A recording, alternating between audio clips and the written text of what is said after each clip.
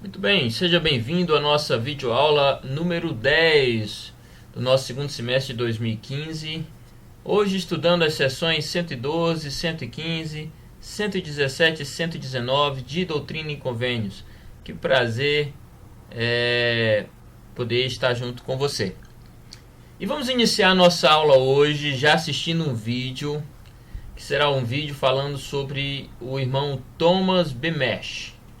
Esse vídeo servirá de introdução para o estudo que vamos fazer da sessão 112. Então preste bem atenção.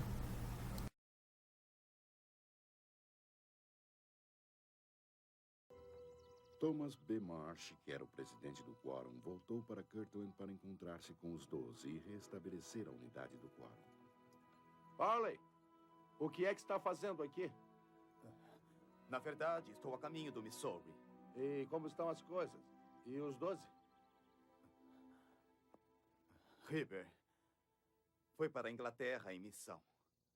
Como é que é? Joseph o procurou no templo e o chamou ali mesmo. Mas por que fez isso?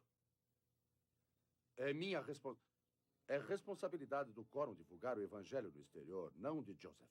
Orson Hyde também. O quê? Aconteceu de Orson ouvir a ordenação. Perguntou se poderia ser chamado também. Eu disse especificamente aos 12 que não fossem para a Inglaterra antes que eu organizasse a missão de cada um.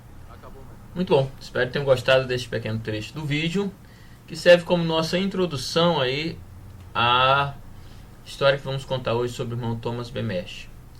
Então, para entendermos melhor o que aconteceu com o Elder Thomas Bemesh, vamos começar a leitura da seção 112, versículos de 1 a 3.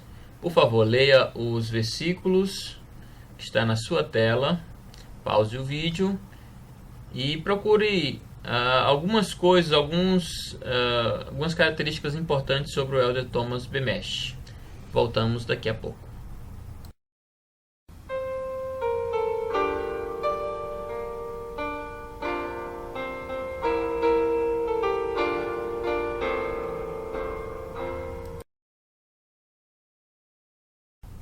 E então, o que aprendeu nesses 3 versículos?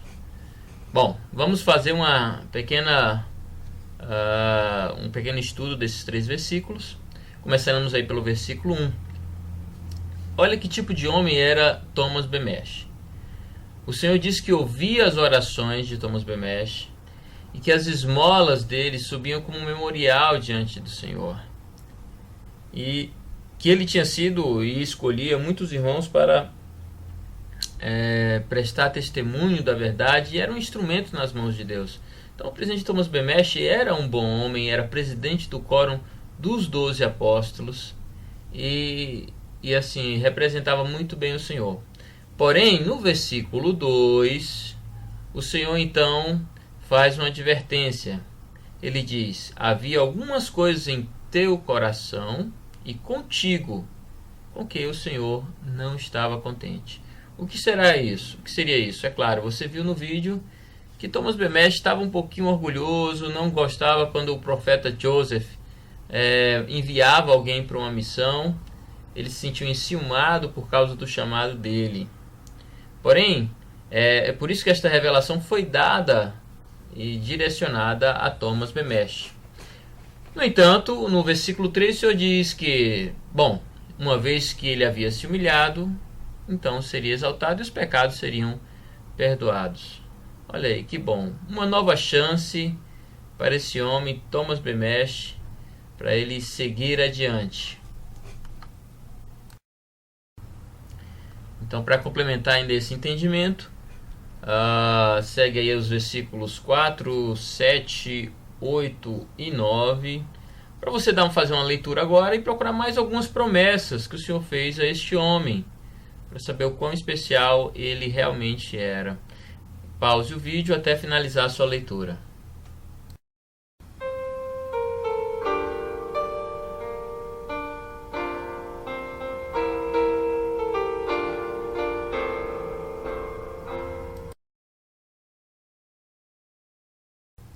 Muito bem.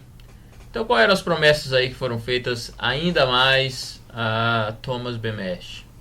Bom, foram feitas promessas de que ele deveria ter um bom ânimo no coração dele, né, porque ele iria servir de instrumento nas mãos de Deus para prestar um bom testemunho a todas as pessoas, né? Que ele devia se preocupar em cingir os lombos como para o trabalho, que devia se preocupar bem com o seu trabalho, aquele chamado que ele havia recebido de Deus. E também há uma promessa no versículo 9, que diz que a própria voz dele seria uma voz de repreensão para o transgressor. Ora, ele havia sido repreendido, mas a promessa é que ele se tornaria um instrumento nas mãos de Deus para repreender aquelas pessoas que estavam em pecado. Então vemos aí nesses versículos que o Senhor tinha um grande trabalho para Thomas B. Mesh. Imagine você se você recebesse essas palavras direcionadas a você. Será que você não ficaria muito feliz com o Senhor de saber que Ele tinha planos para você e para a sua vida? Pois é. E Thomas B. Mesh realmente tinha esses planos. Então vamos ver agora um vídeo que mostra como Thomas B. Mesh reagiu mesmo depois de ter recebido esta sessão para ele. Thomas buscava a orientação do Senhor e foi ter com Joseph. Irmão Marsh, que bom que veio. Obrigado. Tome conta disso para mim, por favor. Com licença. Fico muito contente que tenha vindo. Sente-se, por favor. Obrigado. Isso resultou na sessão 112 de Doutrina e Convênios. Foram bem. Em verdade, eu te digo. Havia algumas coisas em teu coração e contigo com as quais eu, o Senhor, não estava contente. Não vos exalteis. Não vos rebeleis contra meu servo Joseph. Pois em verdade vos digo que estou com ele, e minha mão estará sobre ele. E as chaves que lhe dei não serão tiradas dele.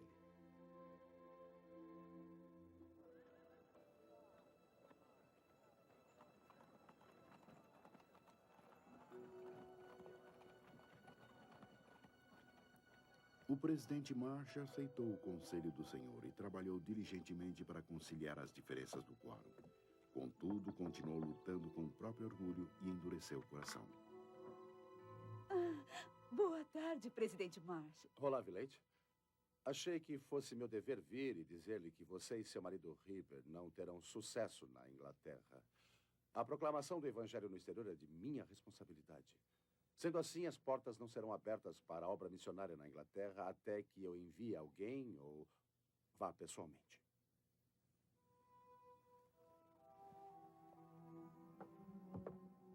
O orgulho levou o presidente Marsh à apostasia.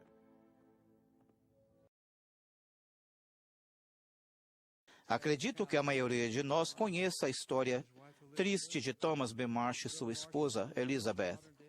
O irmão Marsh foi um dos primeiros apóstolos modernos a ser chamado após a restauração da igreja na Terra. Ele chegou a tornar-se o presidente do Quórum dos 12 Apóstolos.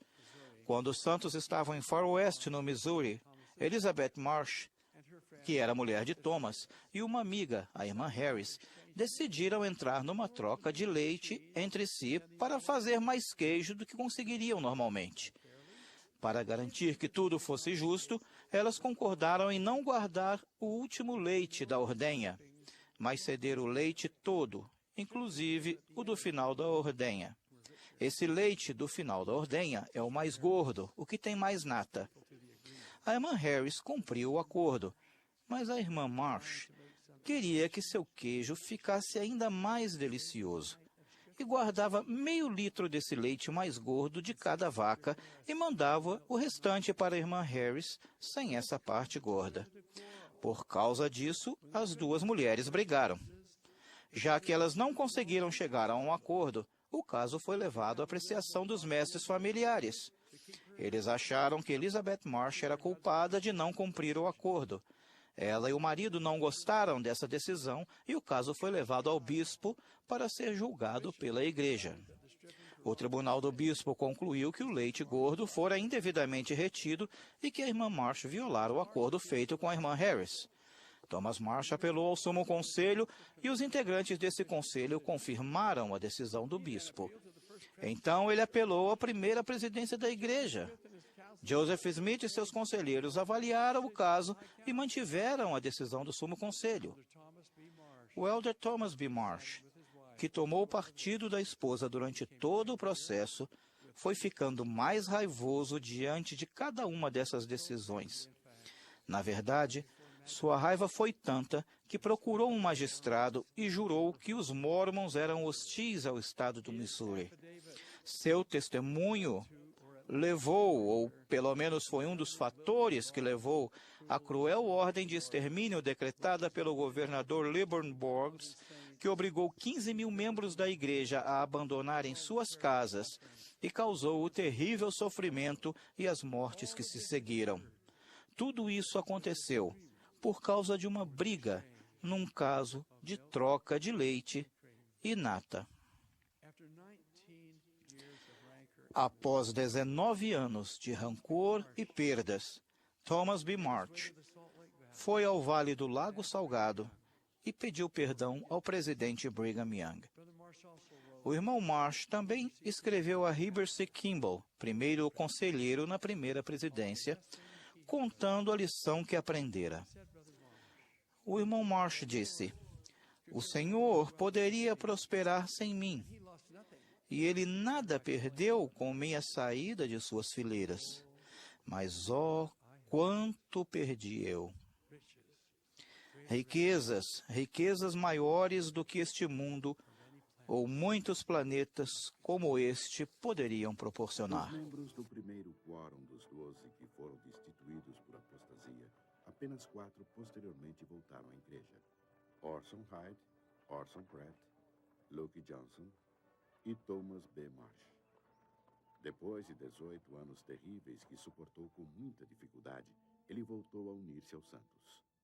O irmão Marsh pediu permissão para falar-lhes. Eu a concedi.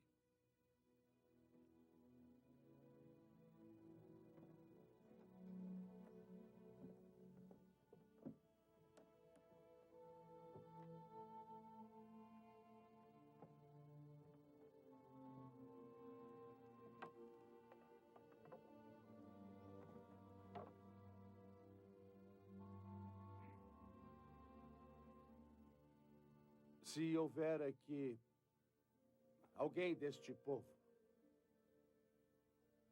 que venha apostatar um dia, como eu fiz, prepare-se para levar umas boas chicotadas. Como é que alguém como eu, que compreendia tão bem as revelações de Deus, afastou-se tanto? Cheguei à conclusão de que deixei de ter o Espírito do Senhor no coração. Fiquei com inveja do profeta e não dei atenção a nada do que era certo. Procurei o mal e o diabo passou a guiar-me. Era fácil que a mente carnal se rebelasse em raiva, inveja e ira. Agradeço a Deus por estar aqui de volta. Apesar de minha idade avançada, com a possibilidade de ver o reino de Deus.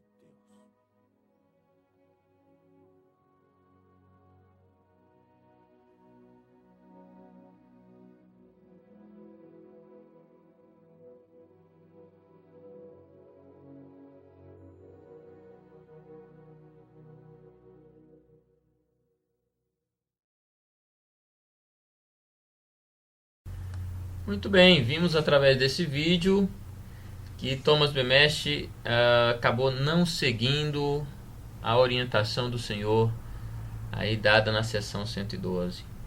E agora eu trago para você um versículo, que é o versículo 10 dessa seção maravilhosa, que traz aí um princípio muito especial. Então faça uma leitura cuidadosa desse versículo, um versículo muito pequeno, mas com uma profundidade muito grande. Pense e pondere sobre esse versículo, daqui a pouco voltamos a nos falar.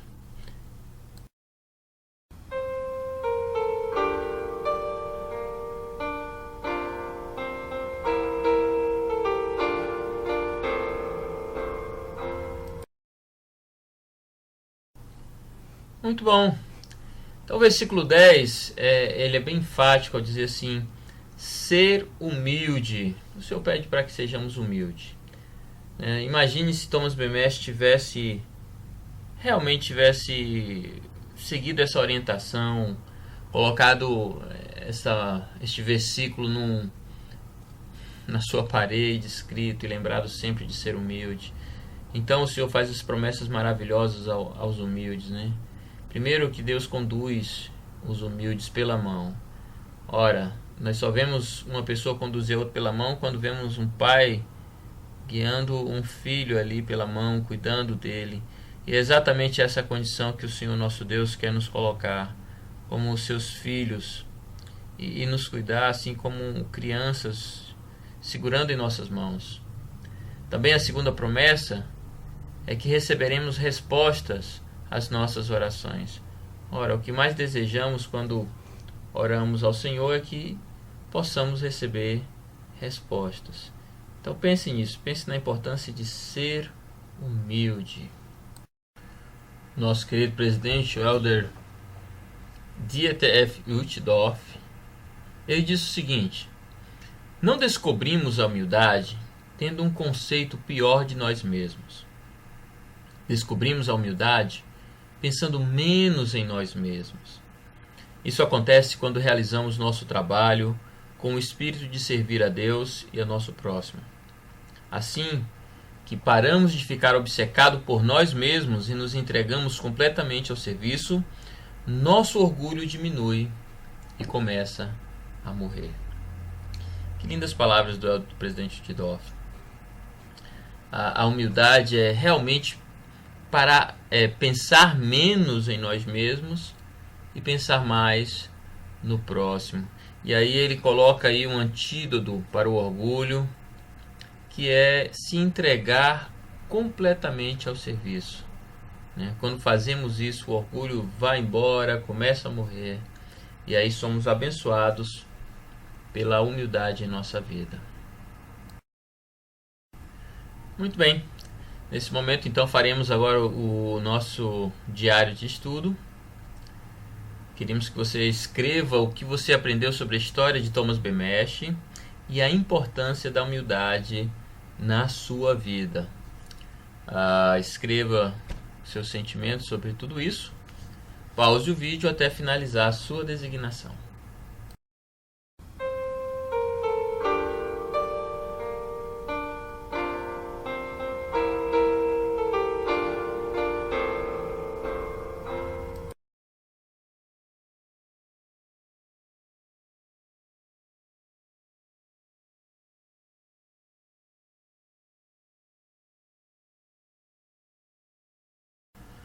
Muito bem, voltamos agora para vermos aí na sua tela algumas pessoas uniformizadas. Muito bem, pense agora o que essas pessoas elas representam. Por que as pessoas elas sentem tanto orgulho em vestir um uniforme? Muito bom, talvez você já tenha vestido algum uniforme na sua vida. E realmente as pessoas que vestem o uniforme ficam extremamente felizes e orgulhosas de usá-la por causa que elas representam alguma coisa, não é verdade? Muito bem. E é nessa visão que nós vamos iniciar o nosso estudo da seção 115 de Doutrina e Convênios. E vamos começar estudando os versículos de 4 a 6, que você está vendo aí na sua tela. E eu queria que você olhasse e visse o que realmente representam e o que representamos, quem representamos e o que o Senhor espera de nós nestes versículos. Pause o vídeo até finalizar a sua leitura.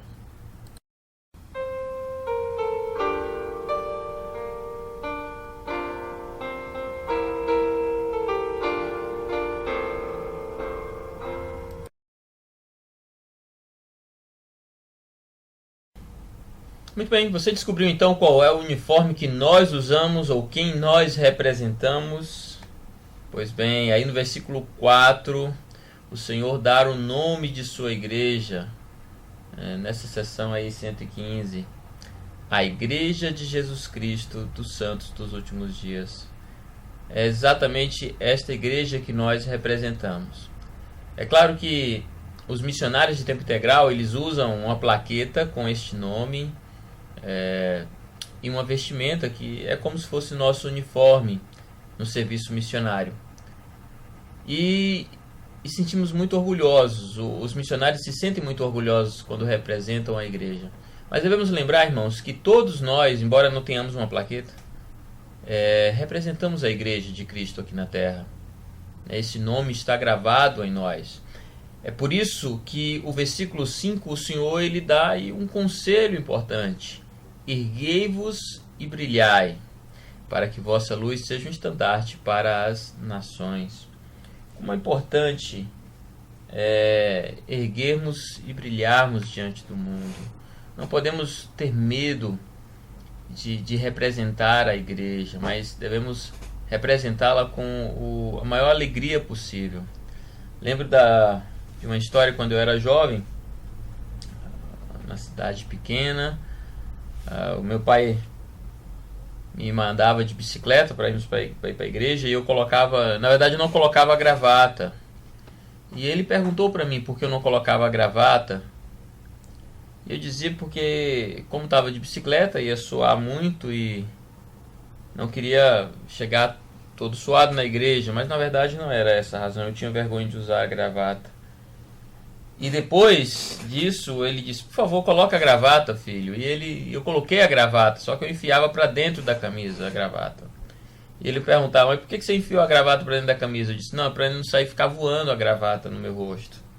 Não era por causa disso. Era porque realmente eu tinha vergonha naquela época. Mas logo depois eu acabei como jovem decidindo não mais ter vergonha e usava a gravata e tornou-se uma alegria para mim representar a igreja. Muito bem, no versículo 6 fala sobre nossas estacas como um lugar de defesa e refúgio. Ora, por que são um lugar de defesa e refúgio? Porque realmente o Senhor colocou a igreja dele e suas estacas como lugar para os santos se defenderem de todos os males, de todas as coisas ruins que há na terra. Então, aproveitando esse sentimento de representar a igreja, queremos que você escreva aí seus sentimentos a respeito de poder pertencer à igreja de Cristo na terra. Então, escreva aí no seu diário de estudo e não esqueça de pausar o vídeo até finalizar a sua designação.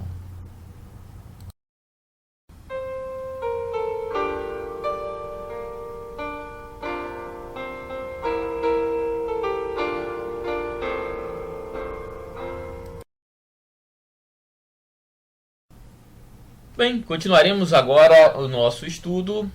Agora vamos estudar aí a seção 117 de Doutrina e Convênios. E você vê na sua tela aí 4 figuras de pessoas muito ricas, né, afortunadas, da qual você já deve ter ouvido falar. Bom, a ponderação que eu queria fazer com você é de que maneira a riqueza ela pode afetar a vida de uma pessoa, positiva ou negativamente, e pondere também de que maneira a riqueza pode mudar uma pessoa em sua relação com Deus. Está ponderando? Muito bom.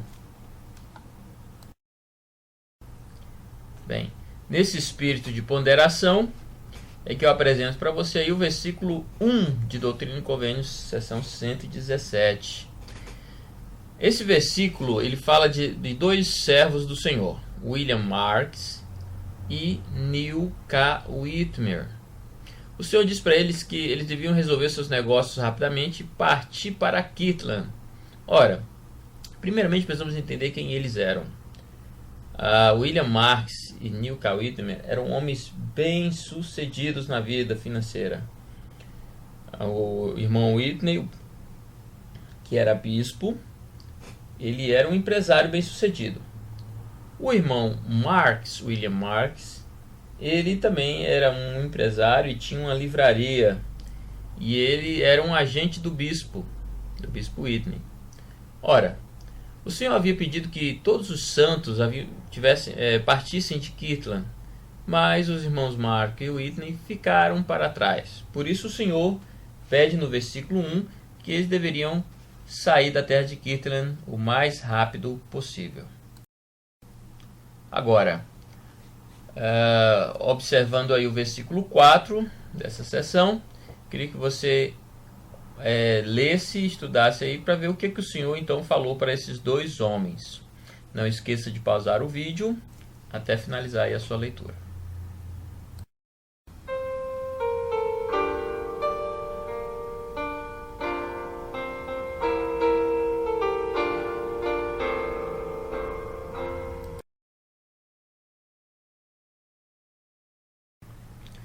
Voltamos então para estudarmos e ponderarmos juntos este versículo número 4. Ora, o Senhor disse então nesse versículo 4 que esses dois homens deviam se arrepender de seus pecados e de todas as cobiças perante o Senhor. Ora, o que estava acontecendo?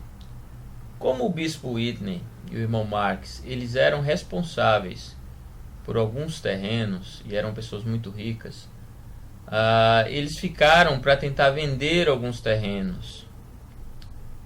Então o Senhor não ficou feliz com isso. Na verdade, eles estavam preocupados com o dinheiro, com a parte financeira.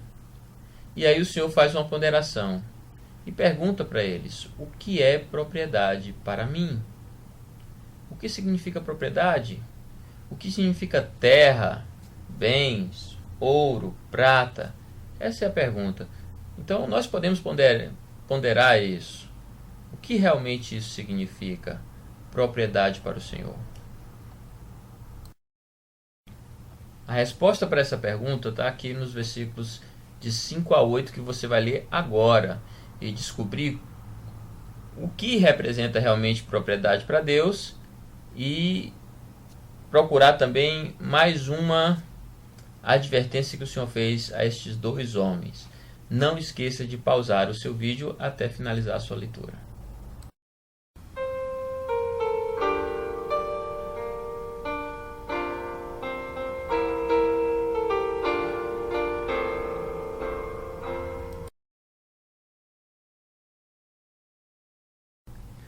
Muito bem. Vejamos então como o Senhor considera riquezas para ele. O que realmente significa propriedade? Primeiro, o Senhor explica lá no versículo 6, fazendo algumas perguntas para esses dois homens. Eles dizem: não pertencem as aves do céu, os peixes, os animais? Não fez o Senhor a terra? Não seria o Senhor capaz de fazer com que lugares solitários brotassem, florescessem e produzissem em abundância?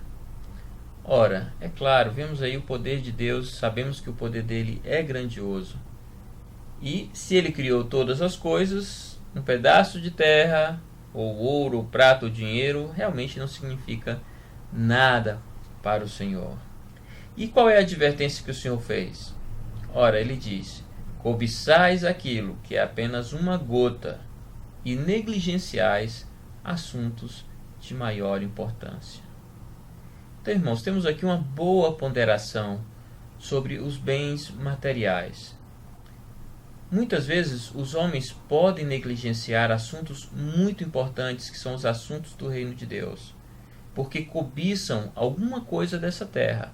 Às vezes a cobiça ela aparece através do estudo ou através da procura de riquezas de qualquer tipo de forma. Então devemos fazer essa ponderação e aplicar essa pergunta a nós mesmos.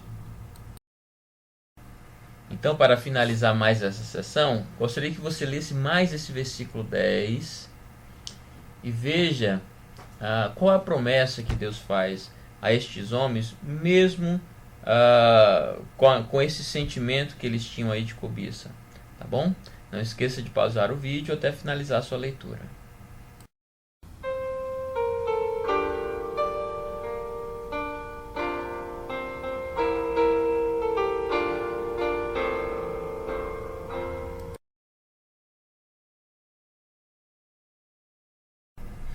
Muito bem, se você viu o que eu vi, então diria que a promessa que o Senhor faz é que se ele for fiel sobre poucas coisas, o Senhor faria ele governante de muitas. Ora, não é esta a promessa que o Senhor nos faz? Sim, ele faz isso o tempo inteiro. Ele pede tão poucos mandamentos, tão poucas coisas que devemos fazer nessa vida, mas as promessas dele são enormes. Vida eterna, reino eterno, glória eterna. Então a promessa que o Senhor faz a William Marks, ele também faz a todos nós. Nosso amado profeta Brigham Young, ele diz o seguinte: tudo que possuímos sobre a face da terra, apenas julgamos que nos pertence, pois, na verdade, nada temos. Nenhuma pessoa neste mundo pode dizer-se possuidora de alguma coisa, e jamais o fará, enquanto não tiver passado por todas as provações que ora atravessamos e receber novamente seu corpo numa ressurreição gloriosa, para ser coroada por aquele que foi ordenado e designado para colocar uma coroa sobre nossa cabeça. Só então receberemos aquilo que agora apenas parecemos possuir, e seremos eternamente um com o Pai e com o Filho, e não antes disso.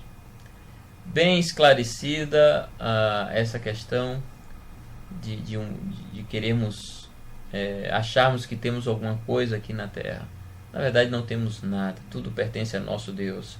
E quando adquirimos esta condição, ou recebemos a promessa de Deus de viver com Ele eternamente, aí sim receberemos algumas coisas do qual seremos merecedores e será nosso para sempre.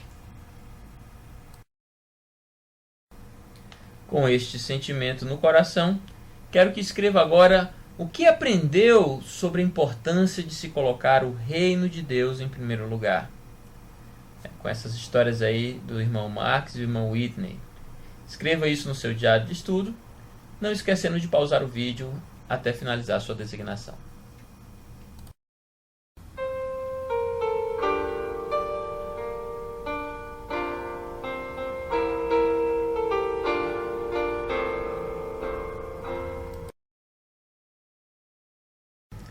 Muito bem.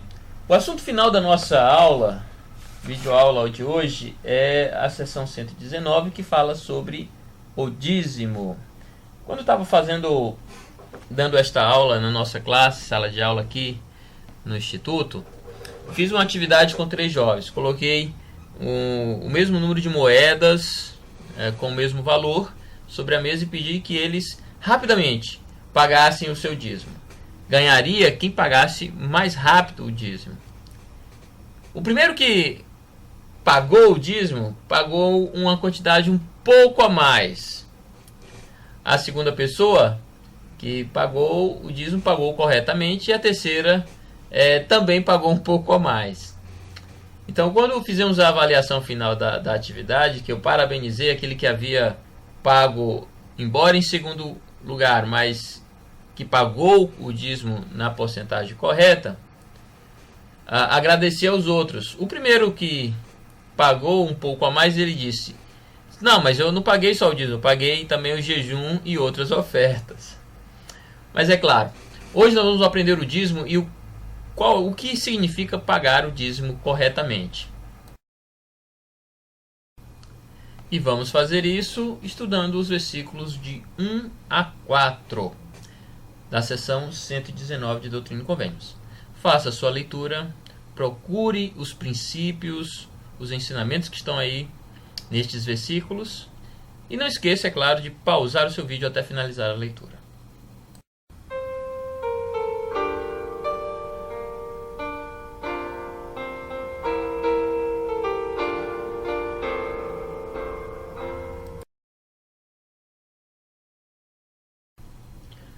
Muito bem, espero que tenha encontrado muitas verdades nestes versículos.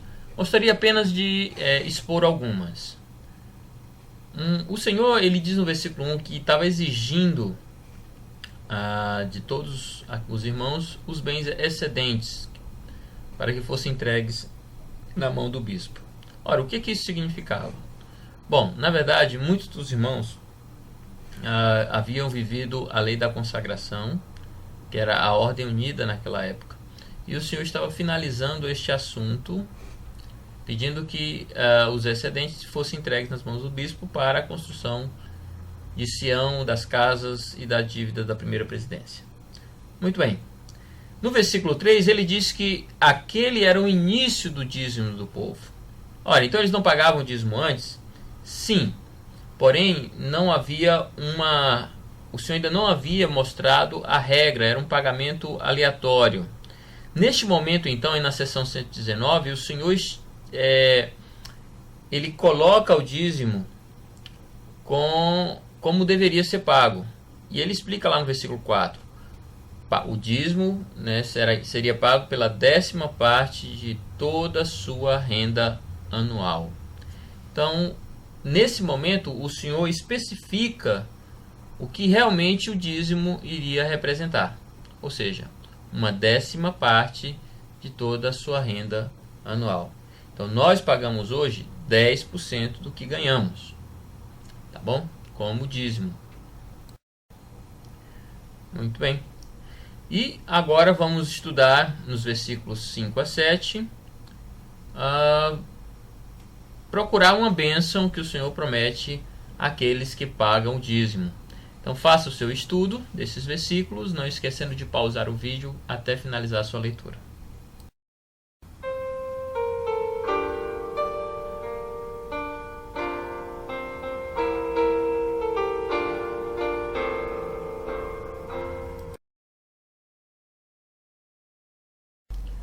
Muito bem. Voltamos agora a esse estudo dos versículos 5 a 7. Primeira coisa, considerando no final do versículo 5, que o Senhor falou aos santos que aqueles que não vivessem essa lei não seriam então considerados dignos de habitar entre os santos naquela época. Bom, hoje a não vivência da lei do dízimo tem, de certa forma, algumas situações em que você não poderá receber uma bênção, que você não poderá receber, como por exemplo, uma recomendação para o templo, né? Ou seja, o habitar hoje é em relação ao templo. Aqueles que não são dizimistas integrais, eles não podem ter uma recomendação para entrar no templo. Então isso é claro, para aqueles que já foram ao templo ou que desejam ir, sabem o quão é maravilhoso estar na casa do Senhor. Porém, os que não pagam o dízimo lá não podem habitar. Porém, há uma promessa para aqueles que pagam o dízimo nesses versículos, que está no versículo 6. O Senhor promete que aqueles que pagam o seu dízimo de maneira integral ou da maneira correta serão santificados por Ele. Ora, é uma promessa que Deus faz, que se você paga o dízimo, a obediência a este mandamento vai trazer santificação para a sua vida, para o povo de Deus e para a terra onde você vive. E isso deveria servir para todos os santos como um modelo. Nosso amado profeta, o presidente Joseph F. Smith, disse o seguinte: através do princípio do dízimo, será testada a lealdade do povo desta igreja. Por meio dele, saber-se-á quem é a favor do reino de Deus ou contra ele. Por este preceito, veremos quem tem o coração voltado a fazer a vontade do Senhor e guardar seus mandamentos, santificando assim a terra de Sião para Deus. E os que são contrários a este princípio e se afastaram, desse modo, das bênçãos de Sião. Existe uma grande importância relacionada a este preceito, pois, por intermédio dele, damos a conhecer se somos fiéis ou desleais. Nesse aspecto, ele é tão essencial quanto a fé em Deus, como o arrependimento dos pecados, como o batismo para a remissão de nossas faltas, ou como a imposição de mãos para receber o dom do Espírito Santo. Muito bem. As palavras do presidente Joseph Smith, que deixam bem claro, irmãos, que a vivência da lei do dízimo é uma clara expressão daqueles que são a favor ou contra o reino de Deus, ou aqueles que realmente querem santificar a terra do Senhor e receber as bênçãos e sendo fiéis em todas as coisas. Muito bom. Complementando, o elder Mavie J. Ballard disse o seguinte: esperamos ter uma herança no reino celestial, na terra redimida e santificada? Quais são os termos aos quais devemos obedecer para recebermos essa herança? A lei do dízimo é a lei da herança. Ela nos conduz à nossa herança. Nenhum homem pode esperar receber sua herança no reino celestial se falhou em pagar o dízimo. Pagando o dízimo honestamente, estamos conferindo a nós mesmos o direito ou o título de nossa herança, que não pode ser assegurada, tendo por base quaisquer outros termos que não sejam os que nos mandam cumprir este e outros requisitos justos. E este é um dos requisitos essenciais.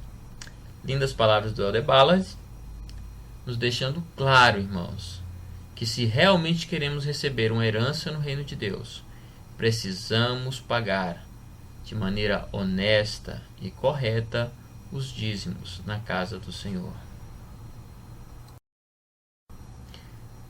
E então chegamos ao nosso último estudo do diário. Então, queria que você escrevesse agora o que aprendeu sobre a importância de pagar o dízimo. Foram algumas escrituras bem especiais, assim como algumas palavras dos profetas, muito inspiradoras.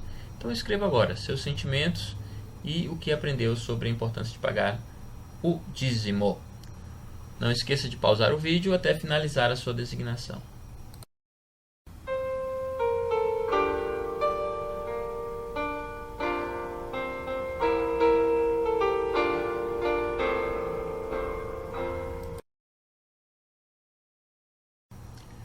Bem, chegamos ao final da nossa videoaula. Muito obrigado pela sua participação. E não esqueça de enviar suas anotações para o e-mail institutoaracaju@gmail.com ou usar o Facebook, o perfil lá do Instituto Aracaju, para mandar suas anotações e podemos aqui colocar a sua presença nessa videoaula. Muito obrigado e até a próxima videoaula.